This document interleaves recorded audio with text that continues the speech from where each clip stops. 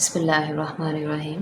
पास second year में यानी part 2 में हमारे पास जो चैप्टर नंबर 1 है दैट इज़ चैप्टर नंबर 15 यानी 14 के बाद जो चैप्टर हम स्टार्ट करने जा रहे हैं बायोलॉजी पार्ट 2 में दैट इज़ चैप्टर नंबर 15। तो उसको आज हम लोग स्टार्ट करने जा रहे हैं। तो चैप्टर का नाम है आपके पास होम्योस्टेसिस। होम्योस्टेसिस बेसिकली ये आपके पास एक इंग्लिश वर्ड नहीं है, इट्स अ ग्रीक वर्ड। इसका ओरिजिन क्या है? ग्रीक है, यानी कि इसका मतलब होता है सेम या फिर सिमिलर या फिर हम कह सकते हैं अलाइक। ठीक है, तो होमोआइओस जो है इससे होम्योस्टेसिस डिराइव हुआ है। इसमें आपके पास दो वर्ड आते हैं, होम्यो एंड स्टेसिस। तो वर्ड होम्यो का मतलब भी क्या होगा? सेम या फिर क्या? सिमिलर। और स्टेसिस कहते हैं, स्टैटिक से निकला है बेसिकली, और इसका मतलब होता है स्टेबल रहना, जैसा है वैसा ही रहना, यानी अपनी कंडीशन को मेंटेन रखना, अपनी सिचुएशन को, अपने इन्वायरमेंट को, अपनी जो भी आप कह लो कि कंडीशन है उसको स्टेबल रखना, स्टेडी कंडीशन में रखना।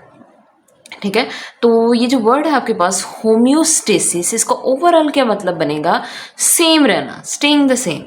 मतलब जैसी कोई चीज़ है वैसी ही रहे तो हम कहेंगे कि वो चीज़ क्या है? होम्योस्टेटिक कंडीशन में है।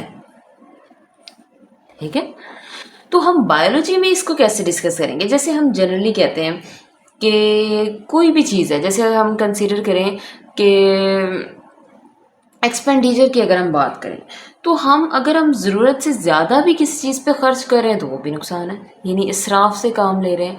और अगर हम लोग बिल्कुल ही अपना हाथ खींच रहे हैं यानी कंजूसी की तरफ जो है वो जा रहे हैं, तो ये भी नुकसानदेह। एक मोतदल में एतदाल में रह के जो है वो चीज़ें बहुत आसान हो जाती हैं, या फिर आप कह लो कि उनमें उनको मैनेज करना बहुत ज़्यादा आसान हो जाता है। तो इसी तरह लिविंग ऑर्गेनिज्म के अंदर भी यही सिस्टम है, यानी होम्योस्टेसिस जो है लिविंग ऑर्गेनिज्म की बॉडी के अंदर एक बहुत अहम फिनोमिना है। अगर होम्योस्टेसिस है यानी चीज़ें अपनी नॉर्मल वैल्यू के अंदर हैं, नॉर्मल रेंज के अंदर हैं, तो आपकी बॉडी सही काम करेगी। अगर जो है वो थोड़ा सा भी ऊपर नीचे होती हैं, मतलब अपनी नॉर्मल रेंज से थोड़ी सी भी जो है वो चेंज होती हैं, तो आपकी बॉडी को बहुत ज़्यादा प्रॉब्लम्स फेस करनी पड़ सकती हैं। जैसे इंसान की बॉडी का टेम्परेचर है 37 डिग्री सेल्सियस। अब 37 जो है बेसिकली ये एक एवरेज वैल्यू है, टेम्परेचर होता है 36 टू 38 डिग्री सेल्सियस। अब इस रेंज के अंदर अगर आपकी बॉडी का टेम्परेचर रहे यानी 36.1, 36.4, 37, 37.1, 4, 3 कुछ भी 38 तक, इस रेंज के अंदर अगर आपकी बॉडी का टेम्परेचर है तो आपकी बॉडी नॉर्मल काम करेगी। अगर इससे टेम्परेचर एक्सीड कर जाए या इससे टेम्परेचर कम हो जाए तो आपकी बॉडी जो है वो प्रॉपरली अपने फंक्शंस परफॉर्म नहीं करेगी। तो इसे कहते हैं होम्योस्टेसिस, यानी अपनी कंडीशन को, अपनी स्टेट को, अपनी हालत को सेम रखना, उसको चेंज ना होने देना। तो लिविंग ऑर्गेनिजम्स के अंदर सबसे पहले ये जो होम्योस्टेसिस का फिनोमिना है ये किसने डिस्कवर किया था, यानी किसने ये सबसे पहले जो है वो टर्म इंट्रोड्यूस करवाई थी? तो वो है आपके पास Walter Bradford Cannon. Walter Bradford Cannon, इस बंदे ने सबसे पहले होम्योस्टेसिस की जो है वो आप कह लो इसको एक्सप्लेन भी किया था, इस टर्म को इंट्रोड्यूस भी करवाया था, और फिर इस पर मज़ीद जो है वो काम हुआ। तो हमने सबसे पहले जो है वो देखी है होम्योस्टेसिस की एटमोलॉजी, यानी हमने अपने इस चैप्टर, इस वर्ड, इस चैप्टर के टाइटल को देखा है कि वो बेसिकली उसका मतलब क्या है। ठीक है, उसके बाद आगे हम चलते हैं इसकी डेफिनेशन के ऊपर कि होम्योस्टेसिस को हम डिफाइन कैसे कर सकते हैं। तो चूंकि हम लिविंग ऑर्गेनिजम्स की बात कर रहे हैं, हम बायोलॉजी की बात कर रहे हैं, तो हम लिविंग ऑर्गेनिजम्स की ज़ाहिर सी बात करेंगे। बॉडी की सलाहियत अपने अंदरूनी माहौल को सेम रखने की, अपने इंटरनल इन्वायरमेंट को सेम रखने की, बाहर चाहे जो कुछ मर्जी होता रहे। ठीक है, अब ये जो इन्वायरमेंट है ये आपके पास दो तरह का होता है। इन्वायरमेंट हम इसे कहते हैं किसी भी चीज़ की सराउंडिंग। अब कंसीडर करें कि ये हमारे पास कोई भी लिविंग ऑर्गेनिज्म है, तो लिविंग ऑर्गेनिज्म की बॉडी में लिविंग ऑर्गेनिज्म को दो तरह के इन्वायरमेंट्स फेस करना पड़ते हैं। एक उसकी बॉडी के अंदर का इन्वायरमेंट यानी इंटरनल इन्वायरमेंट, और एक उसकी बॉडी के बाहर का इन्वायरमेंट यानी कि एक्सटर्नल इन्वायरमेंट। ठीक है। अब होम्योस्टेसिस क्या है कि अगर एक्सटर्नल इन्वायरमेंट में चेंजिंग आ रही है यानी फ्लक्चुएशन आ रही है, चीज़ें जो है वो कम ज़्यादा हो रही हैं, तो हमारी बॉडी की जो इंटरनल कंडीशन है उन्होंने अपनी जो है वो रेंज जो है या अपनी कह लो वैल्यू वो सेम रखनी है। This is called homeostasis. यानी हमारे बाहर के माहौल, अब अगर हम इंसान के इन्वायरमेंट के एक्सटर्नल इन्वायरमेंट की बात करें तो हमारे इर्द गिर्द जितनी भी चीज़ें हैं, हवा है, पानी है, सॉल्ट्स हैं, मट्टी है, जो भी हमारी सराउंडिंग में चीज़ें हैं वो हमारा एक्सटर्नल इन्वायरमेंट होगा। और हमारी बॉडी के अंदर जितनी भी चीज़ें हैं that would be our internal environment. अब एक्सटर्नल इन्वायरमेंट चेंज होता रहता है। जैसे किसी दिन बहुत सर्दी है तो किसी दिन बहुत गर्मी है। अगर हम किसी ठंडे इलाके नॉर्दर्न एरियाज़ की तरफ चले जाएँ तो वहाँ पे बहुत ज़्यादा जो है वो ठंड होगी, और जाकबाबाद या सिब्बी वगैरह जैसे इलाकों में चले जाएं तो टेम्परेचर जो है वो बहुत हाई होगा, 50-51 तक होगा। तो अब हमारी एक्सटर्नल कंडीशंस फ्लक्चुएट करती हैं, लेकिन जो मरी में बंदा रह रहा है, नॉर्दर्न एरियाज़ में रह रहा है, उसकी बॉडी का टेम्परेचर भी 37 रहना है, और जो बहुत गर्म इलाके में रह रहा है उसकी बॉडी का टेम्परेचर भी 36 to 38 यानी 37 तक रहेगा। इंटरनल कंडीशंस जो हैं एक मखसूस स्पीशीज़ से बिलोंग रखने वाले ऑर्गेनिजम्स की सेम रहती हैं, चाहे उसका माहौल जैसा भी हो। ठीक है। तो ये है आपके पास होम्योस्टेसिस। इसकी डेफिनेशन जो है वो आपकी बुक के अकॉर्डिंग में देख लें। Protection of internal environment, protection कहते हैं हिफाजत करना है किसकी, इंटरनल इन्वायरमेंट की।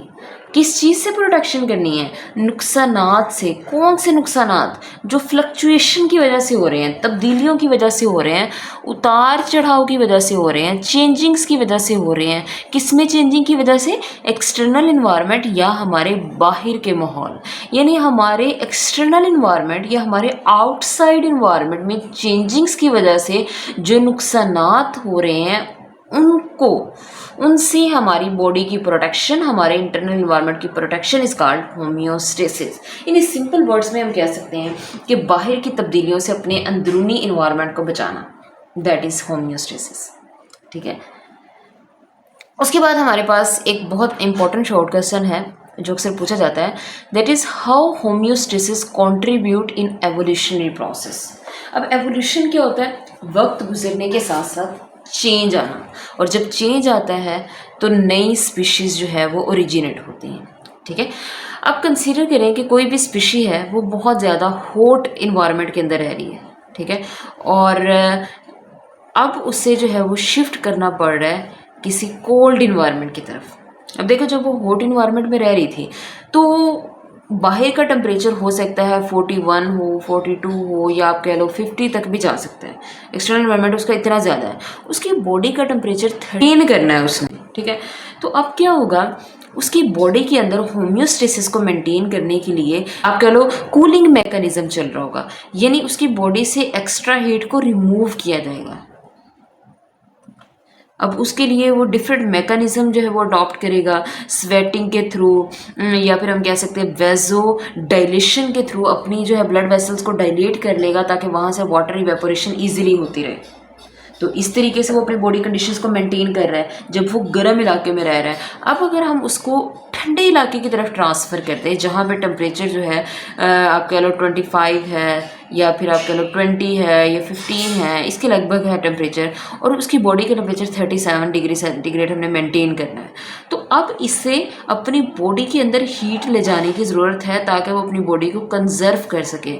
तो यहाँ पे ऑर्गेनिज्म ऐसी अडाप्टेशन शुरू कर देता है जब हम इसको हॉट इन्वायरमेंट से कोल्ड इन्वायरमेंट की तरफ शिफ्ट करते हैं, जिससे उसकी बॉडी में हीट कंजर्व रह सके। तो इसके लिए वो डिफरेंट अडाप्टेशंस करता है, अपनी बॉडी के इर्द गिर्द जो है वो थिक जो है वो आप कह लो ब्लैंकेट बना लेता है, वूल जो है वो जनरेट कर देता है, या फिर आप कह लो अपनी स्किन की जो है आउटर जो है वो आप कह लो एपिडर्मिस, उसके इर्द गिर्द जो है वो एडिपोज टिश्यूज जमा करना शुरू कर देता है ताकि यहाँ पे एक्स्ट्रा जो है वो फैट स्टोर, और फैट आपको पता है कि ये इंसुलेटर होते हैं, तो यहाँ से हीट जो है उनकी बॉडी से बाहर नहीं निकल सकती, वो हीट को अपनी बॉडी के अंदर कंजर्व कर सकते हैं।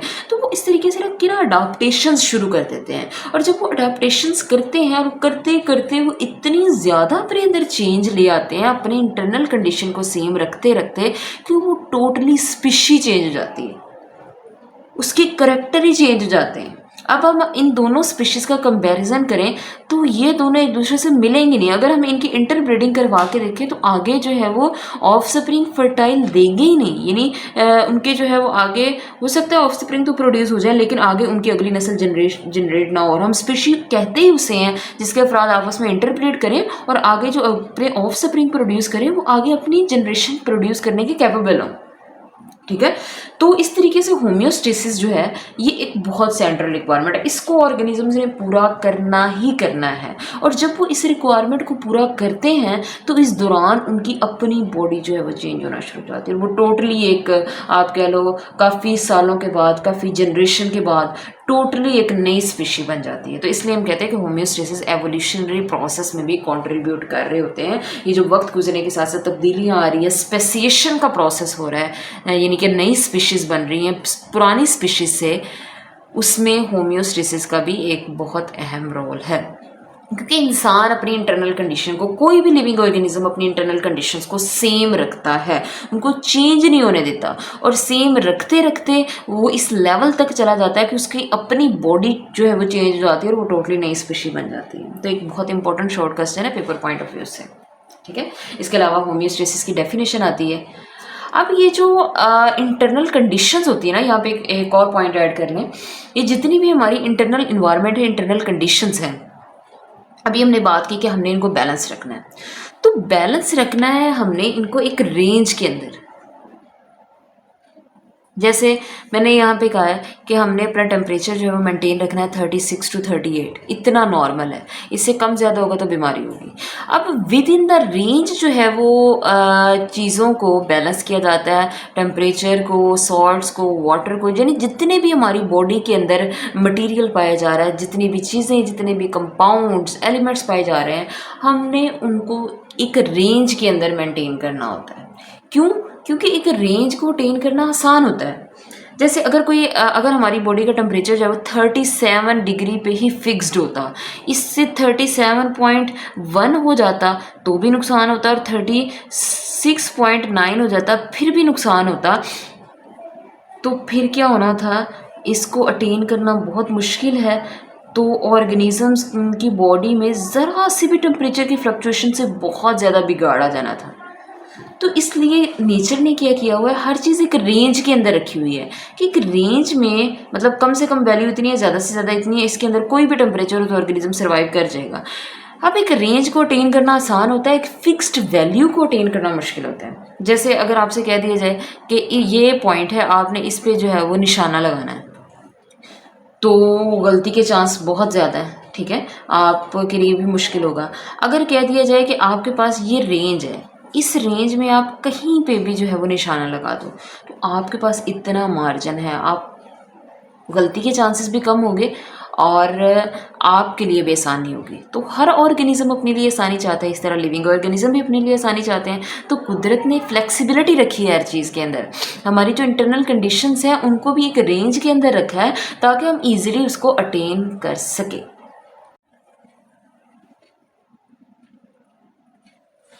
इसके बाद जो अगला टॉपिक है, अगला पार्ट है हमारे इस लेक्चर का, that is components of homeostasis.